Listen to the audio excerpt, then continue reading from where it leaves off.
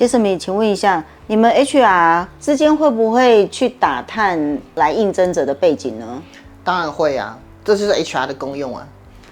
不做这种打探，我们 HR 的那个绩效从哪里来？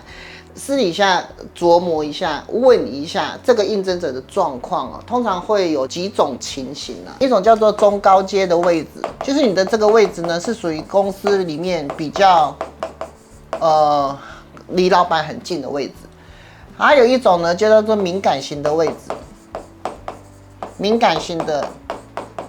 例如像财务部、采购。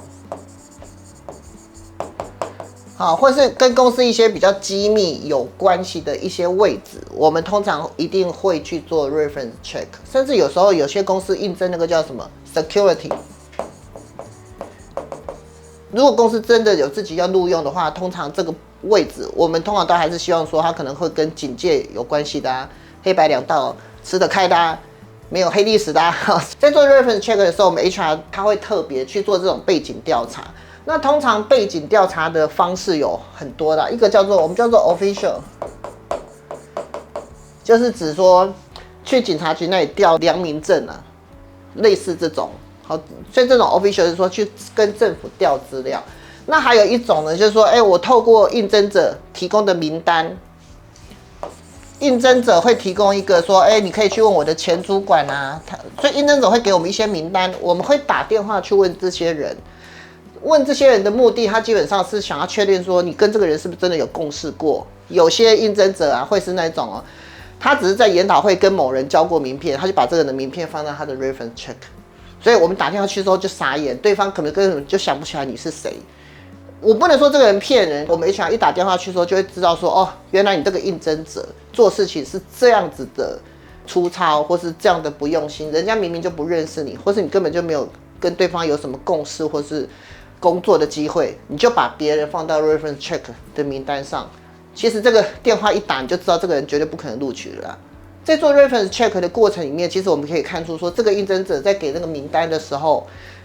他的想法还有他的出发点是什么？通常大部分人都会给前主管、之前的同事，或是你以前曾经做过一个 project， 他那个 project leader 的名字，单一件事情也可以。另外还有一个叫做我自己写 under table 会不会很怪？就是我们 HR 会做的事情啊 ，HR 会去问 HR。通常我觉得每个行业应该都有他们自己的同业工会嘛。那像以前我们外商的话，我们在台北市的外商，我们有 HR 联谊会。那 HR 联谊会呢，基本上不是在联谊会里面去打探这种消息。联谊会里面其实只是大家就坐下来吃饭，大家都有共识，绝对不会聊工作上的事情。可是呢，至少我们在这个圆桌里面。好，我跟其他几家公司的人，大家 HR 坐在那里吃个饭，聊个天以后，交换一下名片。下次如果你这个公司有应征者来我们公司面试的时候，我打给你电话，你就会知道我是 Jasmine， 对不对？所以其实这个联谊会的目的真的只是在联谊认识而已。但是真正要打电话的时候，绝对会 HR 对 HR， 不会 HR 直接跑去问你以前的主管，或是去问你没有给的名单范围。刚才除了这两个情况会做 reference check 之外，还有第三种，不确定这个面试者在面试的时候讲的话是不是100%的正确。例如他在面试的时候说，我去年帮公司赚了10亿的营业额。你知道，其实 HR 在听的时候，它只是一个很模糊的概念，可是他会觉得，你讲的东西是不是太膨风，或者是不是太夸张？这个时候，我们 HR 在面试过程有一点不确定的时候，通常面试官私底下会去问一下 HR， 这个人过去在你们公司是不是一个就是业绩很好的人？你知道 HR 跟 HR 之间也要套话嘛，不能一下子就翻牌了。所以呢，可能你就是要比较中性的回答。如果对方 HR 回答的也非常模糊，那我们就会知道这个应征者是在捧红。但是如果这个 HR 讲的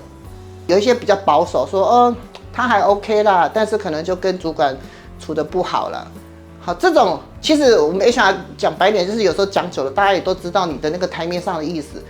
那个官方说法后面是代表什么。所以通常哈，如果在这种不确定性哦，就是 HR 去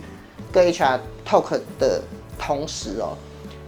除非对方 HR 给你非常高的赞赏，你才有那个把这个不确定给抹除掉，这个时候才有可能被录取。只要这个不确定性一直存在，